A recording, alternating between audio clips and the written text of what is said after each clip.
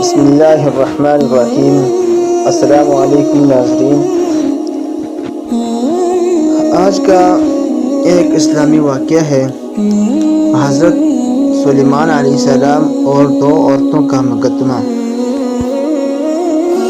ایک دن دو عورتیں حضرت سلیمان علیہ السلام کے دربار میں آئیں۔ دونوں کے ساتھ ایک چھوٹا بچہ تھا اور دونوں عورتیں اس بچے کو اپنا کہہ رہی تھیں۔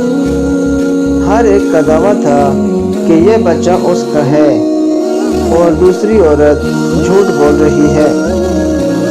حضرت سلیمان علیہ السلام نے معاملہ سنا اور اپنی حکمت سے اسے حل کرنے کا فیصلہ کیا۔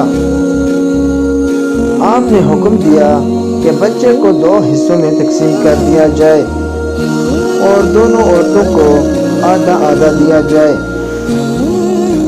یہ حکم سنتے ہی ایک عورت فوراً چیخ اٹھی اور کہا، نہیں، اس بچے کو زندہ رہنے دیں، اسے دوسری عورت کو دے دیں، لیکن اسے قتل نہ کریں۔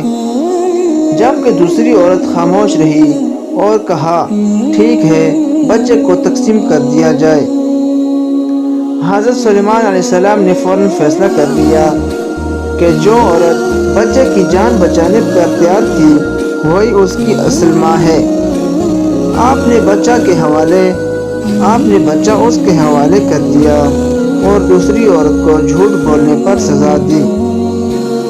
سبق: یہ واقعہ ہمیں سکھاتا ہے کہ حکمت، انصاف اور سمجھداری کے ساتھ مشکل ترین مسائل کو بھی حل کیا جا سکتا ہے۔